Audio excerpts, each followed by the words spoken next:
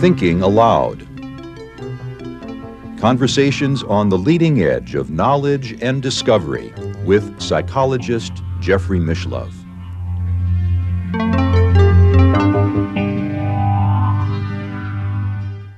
Hello, I'm Jeffrey Mishlove.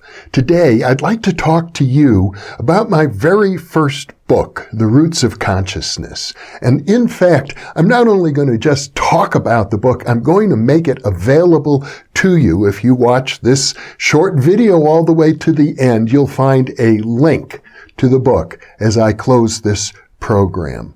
It's online right now and available to you.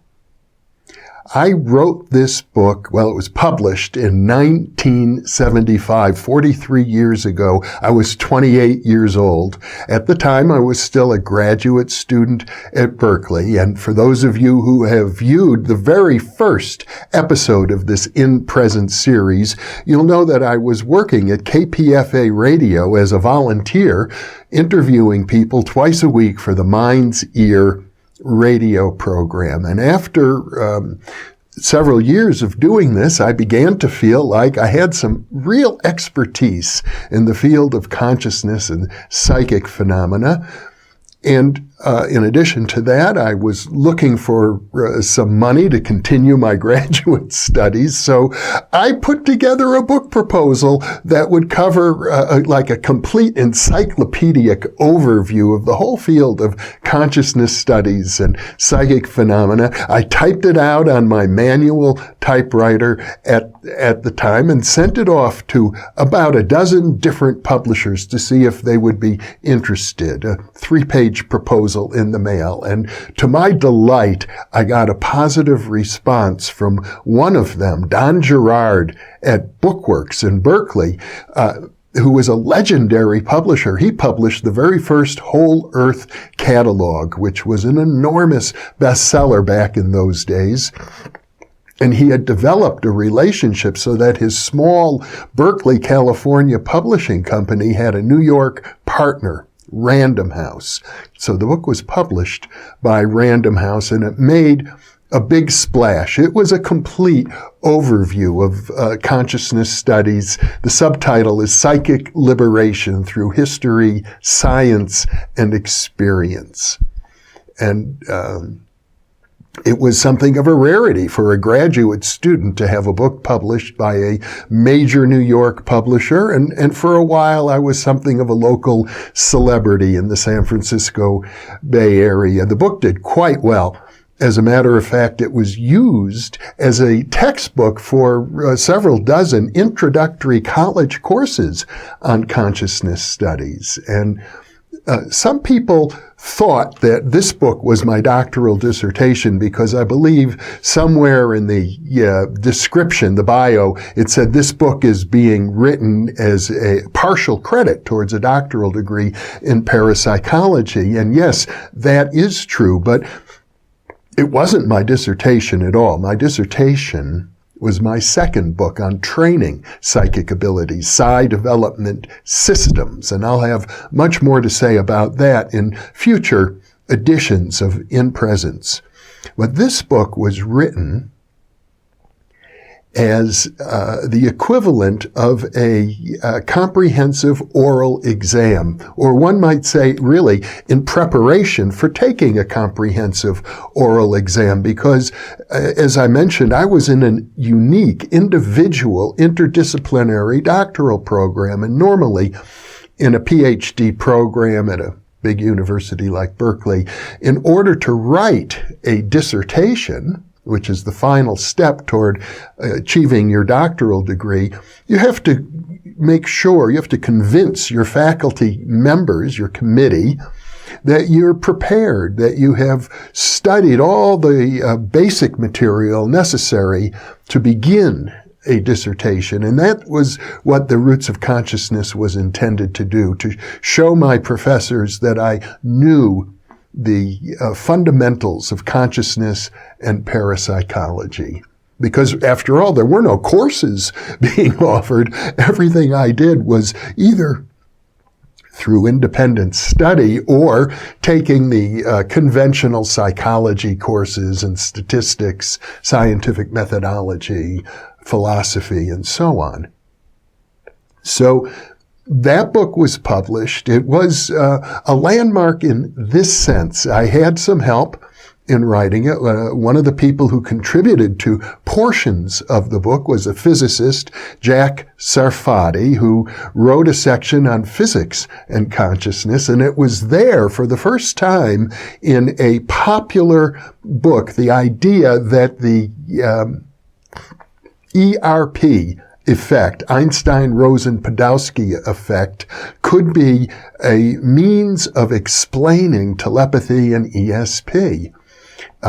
Einstein, back in the early part of the 20th century, criticized quantum physics. He said there's something wrong with quantum physics that bothered him.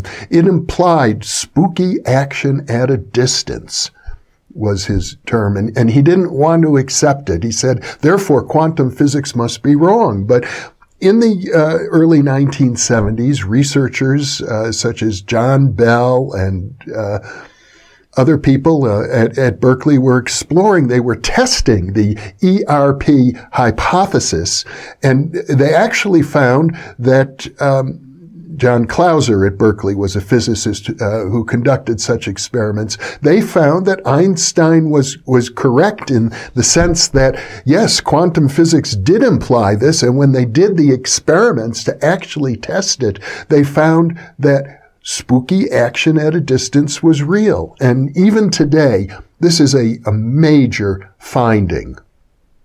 Several years ago, a book was published by David Kaiser, a historian of science and a physicist at MIT. It was called How the Hippies Saved Physics, and largely it centered around Jack Sarfati and his colleagues at Berkeley, most of whom were good friends of mine at the time, and how this discovery of Bell's theorem and the ERP effect has completely revolutionized science since then.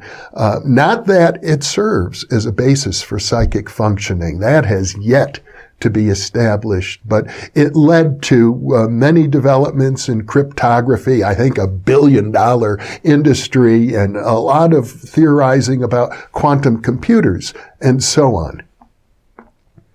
Well, the book was also rewritten in 1987. A second edition was published, and even a third edition was published. But subsequently, when the third edition went out of print, I decided to make the book available for free and to put it online. And so, as I mentioned, there will be a link that will take you directly to the table of contents, and from there you can link to each of the chapters of this book.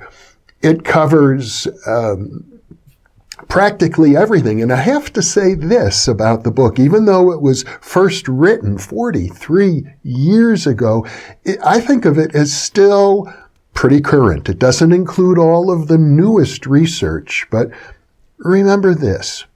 William James, one of my heroes, as you may know from the previous edition of InPresence, once said that we cannot judge progress in psychical research, which is the field that sort of came just before parapsychology, and parapsychology is an outgrowth of psychical research. He said we cannot judge it the way we would judge other fields in terms of progress, decade by decade by decade. No, we have to look at progress by the century and the half century, because this is a field that reaches very deep. It questions the metaphysical assumptions that are, in some ways, the glue that holds our culture together. It's one reason why there's so much opposition to parapsychology. So progress is very slow in this field, and I think you'll find, looking at the book, that most of the chapters, in fact, let me put it this way, I think it's all pretty valid. There's nothing that I would change, or very, very little that I would change at this point. What I would do is add a lot of research that's been done subsequently, but for the most part, the newer research simply refines and strengthens the earlier findings. I'm not sure that there's anything yet dramatically new and different in the field, probably only practical applications that are of great interest to me. And of course, I will be talking more about practical applications of psychic functioning in the future. I want to mention one other thing, because some of you who have been regular viewers of the New Thinking Aloud channel probably have noticed that advertising now appears. And one of the reasons, after 2 years of not allowing any advertising on my videos, I've agreed to allow YouTube to place advertising in addition to the revenue, which is very helpful to our ongoing production activities. But I did it because YouTube has constrained program producers so that if we want to do certain things, like I'm doing right now, linking to my book so that you can have free access to the original, actually it's the second edition of The Roots of Consciousness, I had to agree to the advertising. Otherwise, it simply wouldn't work. I couldn't link directly as I am doing to the book, or link directly as I have done to the page of listings of the New Thinking Aloud programs. Because I know many of you who are watching learn about our channel through YouTube referrals, and that doesn't necessarily take you to the home page or the page of listings. So you may not know there are some 500 programs already uploaded relating to consciousness and parapsychology and philosophy, psychology, health science, and spirituality. If you find advertisements that you find troubling or offensive, please let me know, and I'll see what I can do about eliminating that kind of advertising. You know, I started out my career in media in the non-commercial sector on KPFA. I'm not accustomed to having advertising associated with anything that I do, but this is a new leap for me. And of course, the more people who view these videos, the more resources that we will have to continue to produce them. So I'd also like to encourage you to share. If you love this program, and many viewers tell me they love the program, share it as widely as you can on your social media networks. I would appreciate that.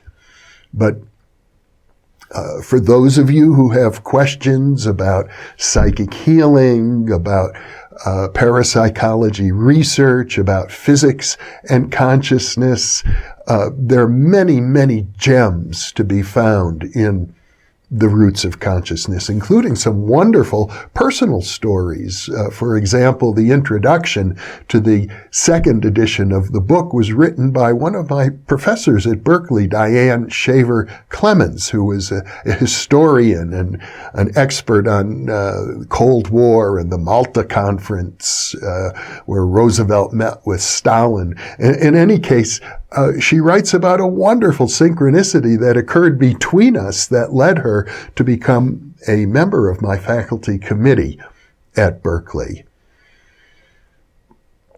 I can say this, what she wrote about was that she had a copy of the first edition of the book before I ever met her, and it includes some healing exercises that she used to great effect with her, I believe it was her mother or father who was quite ill, or other people who were close to her. So there are some good practical exercises in the book, as well as a great deal of knowledge and many, many footnotes. So I think for those of you who want to closely follow the work that I'm doing and these releases, it will be a valuable resource. And I'm happy to be able to offer it to you today at no cost. So once again, thank you for being with me.